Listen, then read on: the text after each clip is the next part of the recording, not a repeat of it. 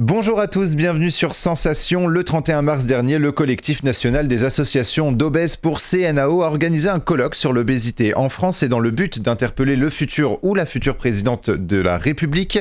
Corentin Alonso a pu échanger avec les différents intervenants de la journée. On les écoute. Liberté, égalité, obésité. Je suis aujourd'hui avec Anne-Sophie Joly. Bonjour. Bonjour. Vous êtes la présidente fondatrice du CNAO, le collectif national des associations d'obèses. Vous avez organisé cette année encore la deuxième édition du colloque du CNAO pré-présidentiel avant les élections. Il y a 5 ans, vous aviez organisé la première édition.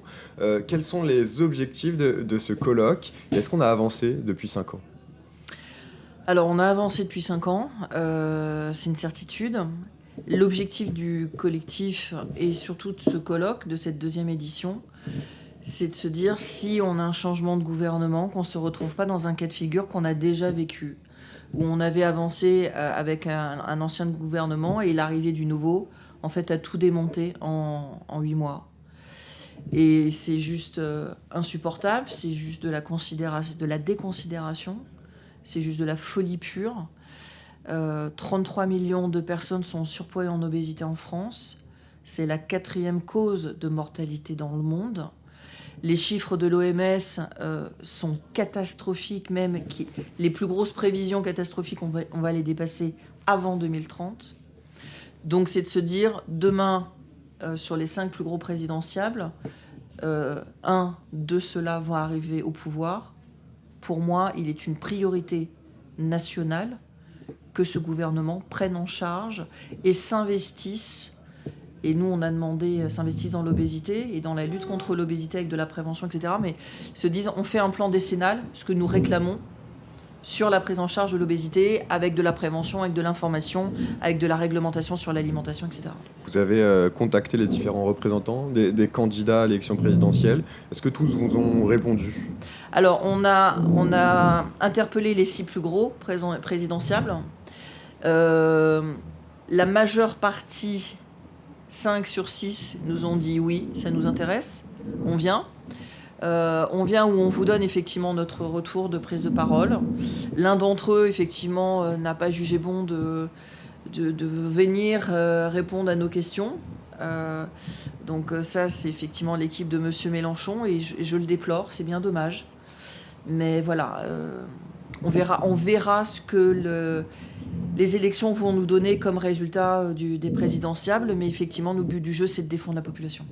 Vous avez donc pour ce colloque organisé plusieurs tables rondes avec des experts, des médecins, des chirurgiens, des associations également, des patients. Vous vouliez avoir un petit peu tous les points de vue pour ensuite influencer le politique ? Alors pour moi, il faut continuer sur un travail d'équipe. C'est un peu la politique du collectif.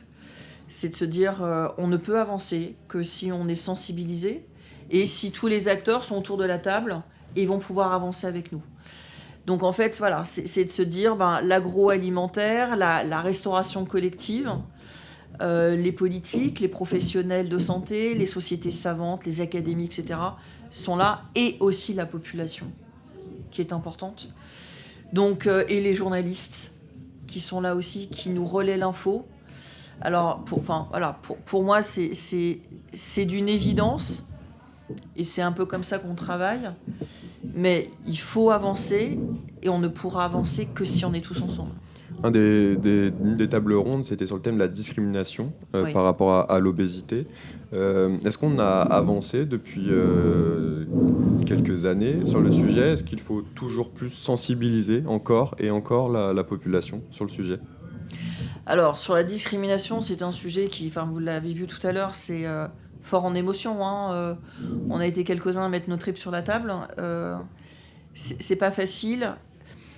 On a avancé, mais j'ai envie de vous dire pas tant que ça sur la discrimination, parce qu'il faut une acceptation de la différence corporelle, qui est un enjeu aussi par rapport à la discrimination aux soins, par rapport à la représentativité dans la société, par rapport aux médias aussi, c'est ce que je disais tout à l'heure à Franck Hédard, mais en fait, il y a combien de chroniqueurs qui sont à la télé tous les jours et qui ont une différence corporelle ? Ils ne sont pas nombreux. Ils sont pas nombreux. Et pour autant, ça ne fait pas de nous des sous-humains ou des sous-compétents. Donc voilà, il faut avancer là-dessus et puis il faut une acceptation de la population sur ce sujet-là. Le Covid-19, ça a aussi été un tournant ou pas pour votre combat depuis toutes ces années. Il y a eu un changement de sensibilité sur la question des personnes en situation d'obésité. Le Covid-19, c'est le révélateur. Enfin, à moins d'être aveugle et sourd, 47% des gens qui étaient en réanimation avaient des problèmes de poids, qu'importe la taille du surpoids ou de l'obésité, qu'importe l'âge. Là, tout à l'heure, vous verrez le docteur Alexandre Cortès et puis un anesthésiste réanimateur. On a perdu des jeunes de 20 ans. Quand vous avez les médecins qui remontent le drap sur le visage et qui vous appellent à 23h30 en pleurs en disant « Anne-Sophie, on vient d'en emmener tant encore à la morgue. » Voilà. C'est pas possible. Pour moi, ce n'est pas possible. 47% en réa, 40% de mortalité, et ce sont des chiffres qui sont homogènes dans le monde.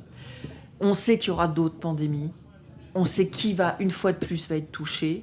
C'est les personnes âgées et les plus vulnérables. Et ce que les gens ne savent pas, ou peu, c'est que finalement, on est des colosses aux pieds d'argile, et que l'obésité, c'est 18 pathologies associées, que l'obésité, pour moi, c'est la 19e. Et qu'en ça, il faut que la société et nous, individus dans cette société, on puisse être proactifs avec des outils. Et c'est le combat du collectif depuis plus de 19 ans. Je suis avec Anne Beignet, bonjour. Bonjour. Vous êtes experte donc en protection sociale auprès de la Commission européenne. Vous avez participé au colloque pré-présidentiel 2022 organisé par le collectif national des associations d'obèses, le CNAO. En termes de politique européenne sur l'obésité, où est-ce qu'on en est actuellement ? Qu'est-ce qui a été fait ces 5 dernières années ?